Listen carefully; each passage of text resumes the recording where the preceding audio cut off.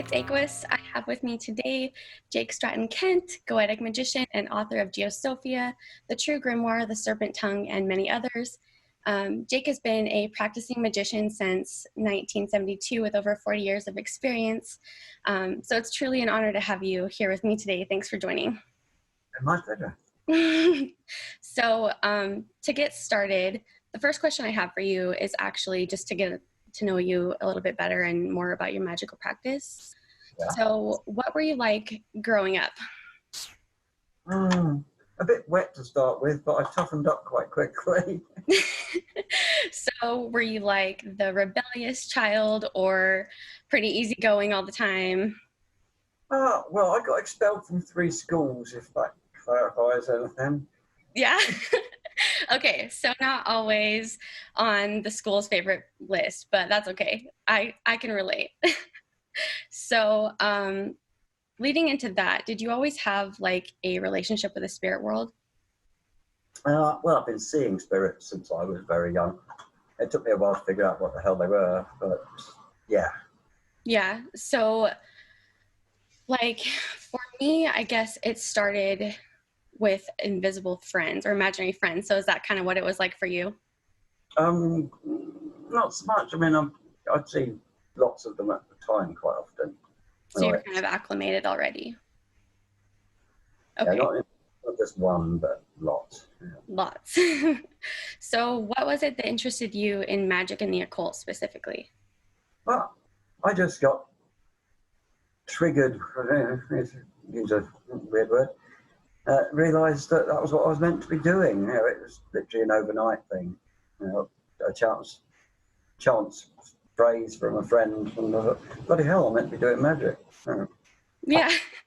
Yeah, I had a similar experience. As soon as I read the word the occult, I realized that was like something different from, I guess, what everybody else has been talking about. So yeah, I guess for me, it was sort of like a trigger, like you said.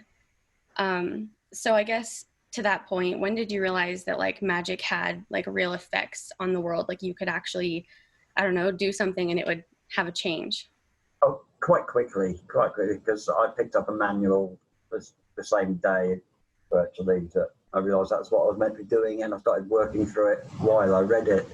So I was doing spells and rituals and things within days, and started getting results. Wow, so you like literally dove in as soon as you found it? Yeah, which I would recommend. Yeah. What manual was that? Paul Hewson's Mastering Witchcraft. Just pretty comprehensive. Okay, cool. I've never heard of that one, actually. It's a good one? Yeah, it certainly is, yeah. Even to this day still?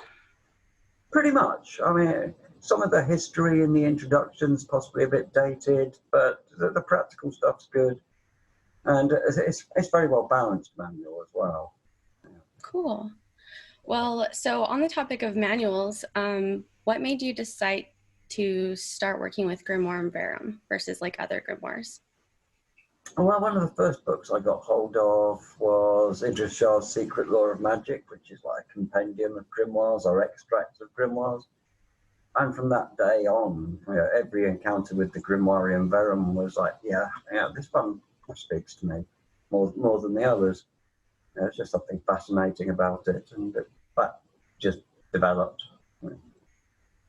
I went off on tangents into Thelemic magic and other stuff, but Grimoire and Verum kept pulling me back. Yeah. So yeah, okay, I'm going to work the entire system probably more thoroughly than anybody ever has before. I would say so. That's definitely what I've seen. So I guess my next question is for the people that may not be as familiar with it, because I certainly wasn't when I first came into this, like what is Goetia and how can it be related to necromancy? Well, Goetia as a word derives directly from the Greek root relating to funeral rites, mourning sounds, etc. I mean, there's a whole list of shorter roots which lead to Goetia. So originally Goetia did mean necromancy. It was dealing with the dead. And it took, but of course, if you're dealing with the dead, you're also dealing with the gods and spirits of the underworld, like Hermes Cothonios and so on. You've got to know the guys, as it were. So it was never just dealing with the dead, like spiritualism, for instance. But it's developed, obviously, through time. It's been misunderstood to mean dealing with evil spirits, although there are angels in some of the Goetic grimoires, and there are. Well, the majority of grimoires are Goetic, not just the one with Goetia written on the card. Yeah, I guess that was kind of the confusing part for me for a while, was that it was specifically like a practice and it wasn't just like narrowed down to one grimoire, which happens to be the most popular one right now. So, or at least there is one I can think of.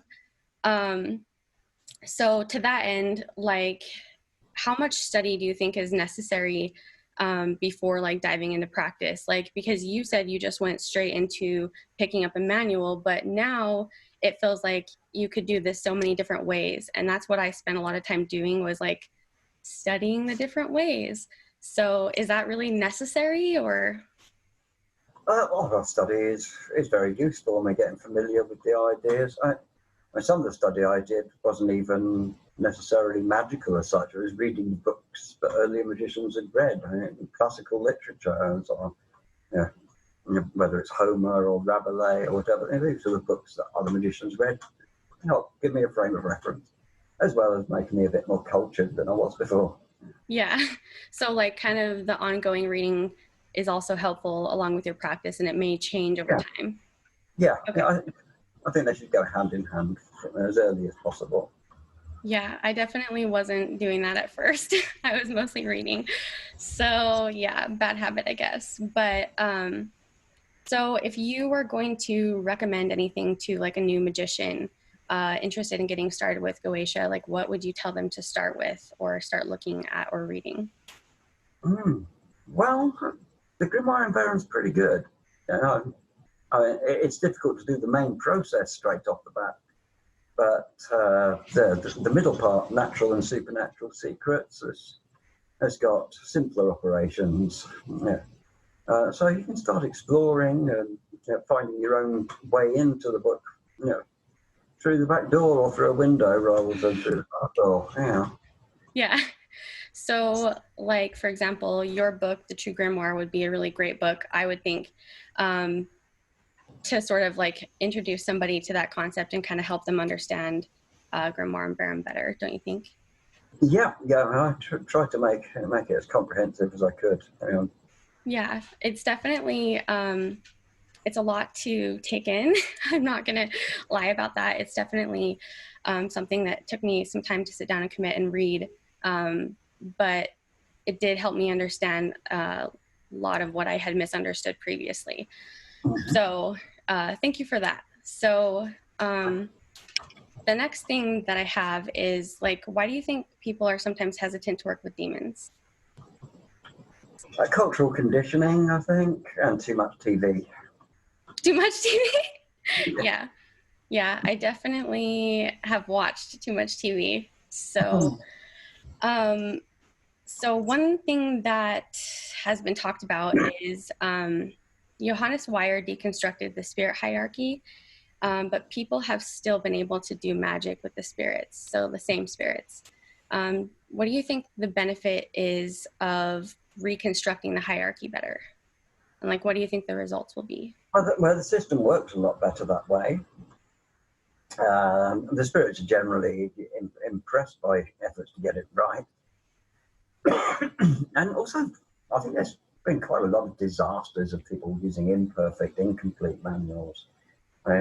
Lots of fairly famous magicians did Goetia once and frightened the life out of themselves and went back doing something else afterwards. I mean, quite big name people, did that one experiment conjuring a demon. They just got terrified. I mean, to Alex Saunders, King of the Witches, for instance, a very typical story. And yeah, that's because they use, to a large extent, it's because they don't know what they're getting into. The manual is incomplete, and perhaps they're trying to wing it a bit too much. So yeah, understanding how the system's meant to work is definitely useful. Yeah. Yeah. Yeah. So I guess, is it sort of like getting a like stronger connection, I guess. Would that be one way to put it? Like you're going to get like a better connection to who you're trying to contact. Well, yeah. And if you're going through the chain of command, so there's less likelihood of imposture.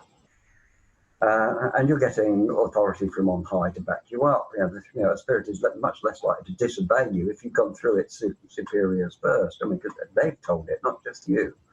Yep, we've authorized this conversation. Be good. For sure. So I guess on the topic of communication, I find it hard to communicate with spirits because I can't personally hear or see them. So is it like necessary to be able to hear or see spirits to be able to communicate with them and know what they're wanting from you?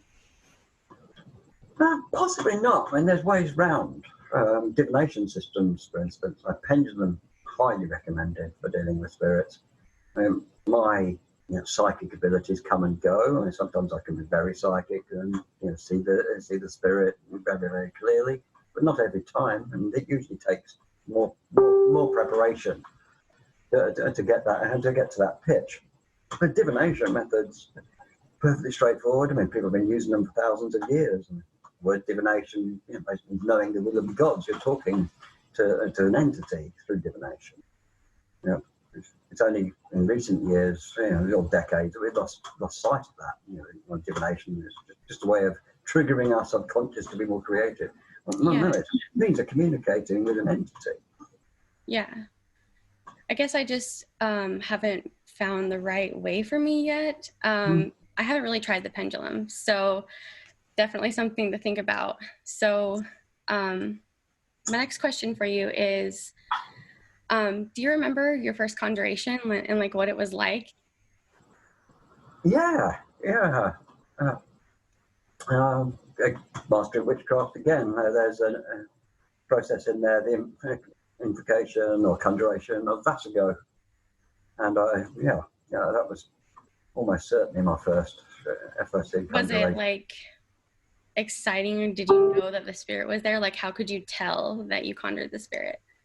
Well, I was all set up, to have somebody else do the scrying for me while I did the conjuring. And this relates to what I was saying about divination tools just now. The mirror and the scryer got absolutely nothing, but I just had the sudden urge to start writing stuff down. Not the stuff that he was telling me he was seeing, because he wasn't saying anything. It was like I got direct communication from Vasigo myself and automatic writing rather than scrying. That's how it happened. So being ready to use more than one divination tool is good. Belt braces and some string in your pocket just in case, and being flexible. So Vasigo started talking to me directly and making me write all this weird stuff down. Yeah, that makes perfect sense, actually. So I guess, is it like necessary to be perfect when you do your ritual, or like if you make an error, what are the consequences of that? Just like you aren't successful at conjuring the spirit, or? Some spirits are more forgiving than others. Sincerity can carry you a long way. They think you're trying your best. They're capable of recognizing it, but some spirits are sterner than others and less forgiving. So you might have a run of beginner's luck and then work with a spirit you've not worked with before and find out they're not so accommodating. And it can be a very, very frightening process. But I found sincerity carried me a hell of a long way. Maybe that's why I've been successful a little bit. I don't know. Beginner's luck could be a thing too. So where does the Lima fit into your magical practice? I'm curious. Partly it's just luggage, I think, baggage. I went through a very long thelemic phase, not OTO related. If you can imagine, tell them about the OTO. 20 odd years. Yeah. So I did a lot of thelemic work, the curriculum, but also plenty of the ritual corpus and so on. And my most favoured ritual frame to this day is Liber Pyramidos, which is probably the most important thelemic ritual and the least exposed. Why do you think that Pyramidos is so important, like of all of the stuff from Thelema? It's got everything in it that you need in a lot of ways. For instance, the Grimoire and Verum and other grimoires require you to be familiar with the mass, or have a mass said over this or a mass said over that. Well, there's an integral mass within Pyramidos. Also, Goetic ritual, or one of the most important stages of Goetic ritual, is the confession. And Pyramidos contains a confession. So there's all these components within its structure which can be extracted, because it consists of sub-rituals. You don't have to do the whole thing every time. You can take the opening and closing ritual and sandwich invocations and so on between them. That was perfectly legit. Crowley did it himself. It's designed that way. So, yeah, I use the opening and closing ritual. There's an integral confession, there's an integral mass, all of which are useful in Goetic practice without requiring you to be a Roman Catholic priest. Fair enough. So it's like a framework, kind of. Yeah, it's a very well balanced one. It contains all the stages of what Stephen Skinner calls the classical magic frame, but within a modern frame. And that's not widely appreciated, how close some of Crowley's ritual work was to the classical frame. He'd certainly read Dr. Blood before Stephen Skinner was even born. Yeah, for sure. So I guess moving on to kind of a new topic, you've mentioned that the Fae and the dead are missing from the Grimoire traditions. So, like, where do you think their place is in all of this? Well, they're not entirely missing. In the English Grimoire tradition, there's a lot more fairy stuff than there is in the continental one. And a few operations of the dead, yeah. They kind of slipped out, though, the dead particularly, partly due to the church's monopoly. The church realised the cult of the ancestors and all the rest of it was a strong part of pagan culture. So they just took complete responsibility for the dead, and it had to be done their ways. And yeah, somehow in the midst of that, the ceremonial magic moved away from dealing with the dead to dealing with spirits. Thus, of course, the Christians had turned a lot of the entities of paganism into demons. Not just the gods, but nymphs and so on as well. Yeah, there's like a whole like world of spirits out there, so it's kind of good idea to include all of them if you can. Yeah, Cornelius Agrippa, fourth book, and I think the fourth book, part of the fourth book, probably is Agrippa or one of his disciples. He does talk about dealing with the dead and with elemental spirits out in the country, just as much as conjuring demons. So it's not entirely omitted from the grimoire literature, but you have to look around. What are your thoughts on like aliens and extra dimensional life? UFOs, unidentified. We don't know what they are. I think, to a certain extent, the spirits might disguise themselves as science fiction characters because that's something we can understand. But a lot of the phenomena associated with it, you can trace back through time to when people had no idea or interest in space travel. And I think it's just a way of our consciousness dealing with something that's always been around in a slightly more modern way. I don't think there's anything particularly important about the idea of space visitors in connection with evocation at all. But one of the stories of a magician trying conjuration and they're all going horribly wrong and running screaming. I did actually meet a guy who converted to born again Christian after being a witch and going up to this location and trying to conjure something or another. And he reckons a flying saucer came down and the devil got out. I mean, and I'm like, well, you got a result. Why quit then? We had a conversation recently where it was up for debate whether or not it was just like consciousness's new way of putting this phenomena out there and like a new mask or something. So I thought that was interesting and that I wanted to see like what you would say about it, because it seems kind of tied into magic in some ways. So it's curious. So I guess, where do you hope to see the occult in the near future? Better informed, less charlatans, uh, and maybe a recognition that there is more than one path, and we're not necessarily arguing about what's right, but you're discussing things that are actually different and comparing notes. Yeah, I definitely agree. Yeah, not every conversation's an argument. Sometimes people are, actually comparing notes, but it always gets dismissed as a magician's war by people who tend to homogenize things and don't see any point in debate. So, I think the debate is tricky. mm, It's tricky. it is. Yeah. Especially in, it's more so nowadays, I think. I mean, society's been considerably dumbed down, and like all opinions are equal, which I'm sorry, they ain't. And, only an informed opinion is really worth listening to with any great attention. Yeah, for sure. So it's messy. There's too much information now, and although there's some very high quality stuff, there's also a lot of noise. Yeah. With there being a lot of stuff out there, then I guess what would define traditional witchcraft? Like, how would it be traditional witchcraft and versus like anything else we have going today? Well, what's called traditional witchcraft at the moment is something that is post-Wicca. And it's tried to revert to older types. But yeah, traditional is a very vague word. Yeah. Yeah, it is a very vague word. It's been sort of confusing for me lately.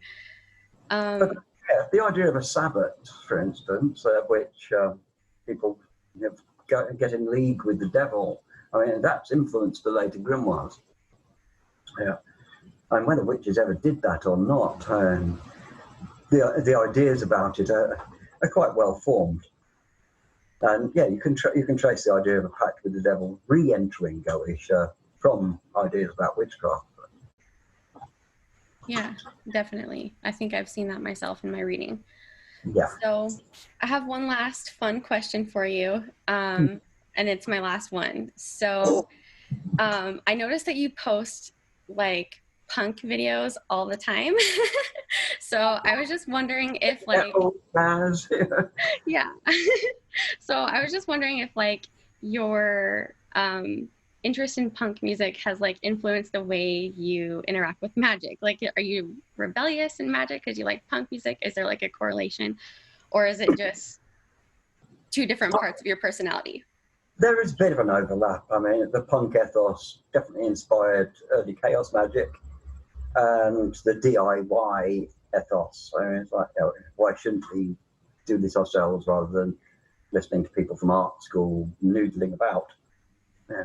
So, yeah, that part of the chaos ethos I can relate to, although I was already well underway by the time it got going. Yeah, DIY ethos, not needing to be an academic, not needing to join a magical order, which may know absolutely nothing about grimoires and the magical papyri anyway. It's just a bunch of Masonic mumbo jumbo with a little bit of magic put in. Yeah. So just getting started yourself and working through it, gaining the experience. That is pretty punk. Yeah, it is pretty punk. Yeah. So I can relate to that. So I think that's what we have in common. So honestly, just thank you for doing this interview. It's been really cool, and I'm excited for people to like see what we talked about, because I think it's kind of something that we should talk about. So It's been delightful. Thank you very much. Thank you.